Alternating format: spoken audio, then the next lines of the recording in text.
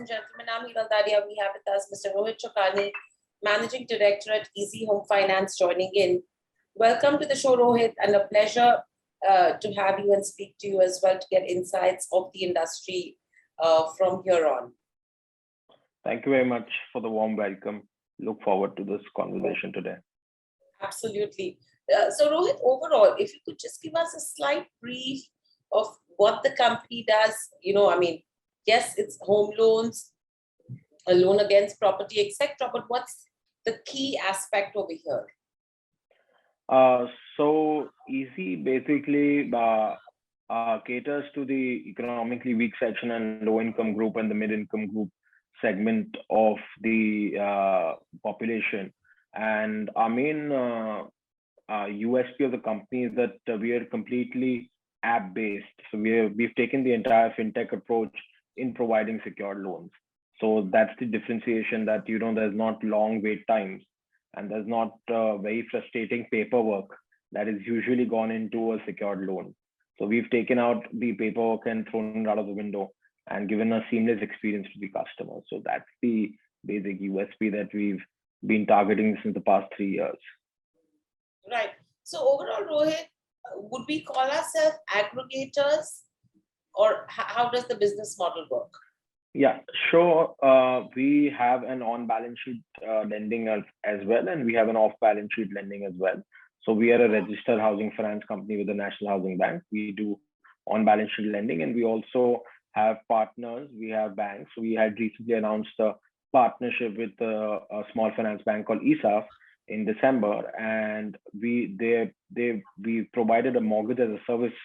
So our proprietary differentiation is that we provide services to those banks who do not find mortgages as their prime business, and we take over their entire mortgage business from sourcing to origination to underwriting and to collection management, including the entire tech is provided by us, from the loan origination till the collections, till the life cycle of the entire loan.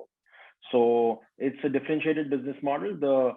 The entire reason for us to do this differentiation business model was to keep it asset light. We've seen in the past that a lot of housing finance companies have been struggling with long-term capital raising, and capital raising is a constant effort for any kind of financial services. So that's one of the primary reasons that we've chosen to opt into this model of mortgage as a service. And it's the first time that in India anybody is exploring this model. This was of course very popular in the US, but it's the first time basically in Asia that somebody's trying to attempt this model. Right. So overall, right now, what's the kind of market share we would have in the industry? So the market share that we have is quite minuscule because we just started 2.5 years ago. So the entire market share that we have is in decimal points currently, but we are growing rapidly. So in the past 1 year, we've registered a growth of 350% year on year. And that's approximately around about 30% cumulative growth month on month. So, and we've been growing throughout the pandemic as well because we were paperless. So it was very easy for us to kind of reach out to customers and customers to reach out to us. Yeah. Right. So overall, if you see in terms of the processes, well, if you have to see in terms of ease for a consumer versus the normal, vanilla way where someone visits the branch or, etc. How what's the time difference between the two? Sure. So the fastest disbursement that we have done is around about 8 hours. So it's an hour. So that's the fastest disbursement. And this is a secured loan. This is towards new property buying. But on an average, difference between average vanilla TAT of a normal housing finance company would be around about 12 to 15 days. Of a bank would be around about 35 to 40 days. And Easy does it in less than 5 days on an average. So that's on an average that we do it on pan-India basis. The typical process differentiation is that what we're trying to create is that we're trying to create a seamless experience for the customer. So the customer does not really need to visit any branch. The customer basically downloads the mobile app. And typically the customers are spoiled nowadays, right? You have all of these e-commerce apps and everything. So We've even done away with forms. So basically, the customer basically just starts the entire application with a selfie, and with that selfie, your Aadhaar database gets pulled out from the UIDAI, right? Your face match happens. And from that, because of the government being so proactive, you can get the PAN card. And with the PAN card, you can get the credit bureau scores. And with the credit bureau scores, you can get the banking data. So everything is cross-linked to each other nowadays. So basically, in the first 3 minutes of the application, we come to know whether the customer is credit worthy or not credit worthy to provide a loan for.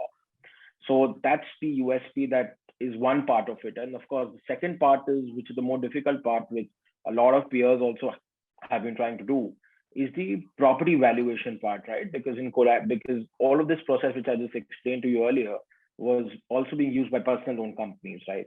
But when you go to secure lending, you have to also value the collateral, the property, underlying property. So what we've developed is we've developed an entire PropTech module in which we are able to determine the exact valuation of the property by the underlying transaction data, which is available by the government, right? It's available publicly. So we are able to ascertain the valuation of the property, ascertain the credit profile of the customer, and able to give an accurate answer to the customer with an approximation range of 97 to 98%, that what loan can the customer get and in how much time frame that the customer can get it. Right. So overall, Rohit, what is the average ticket size of loans that we disburse? So the average ticket size that we do is around about 12 lakh rupees INR. So it's small ticket loans, 12 lakh rupees INR. Our main focus is on peri-urban areas and tier 2 and tier 3 cities, because that's where the bulk of the demand is happening. Right. And I would just want to add, why the demand is happening. It's because of the urbanization rates. So from the villages, people are moving to towns. It's gone are the days when people just want to move to Bombay, Bangalore, Chennai, right? So they are moving to towns. So the urbanization rate is simply about 20% in the last entire decade, year on year. So that's the reason that these towns are so valuable, where you have so much demand coming out of. Right. And between your product portfolio of home loans, home construction extension loans, improvement loans, or LAP, or even with regards to the Pradhan Mantri Awas Yojana, where is the bulk of the business right now, and where is it, which could be out of this portfolio in the future bucket? So 97% of our portfolio lies in pure first home loans. These are pure home loans with the first time buyer. They don't own any other property. And out of the entire portfolio, 84% portfolio qualifies for the Pradhan Mantri Awas Yojana. So it's quite a bulk on the PMAY scheme. Of course, we are still unaware whether the PMAY will be continued for the economically weak section or the low income group going forward after 31st of March.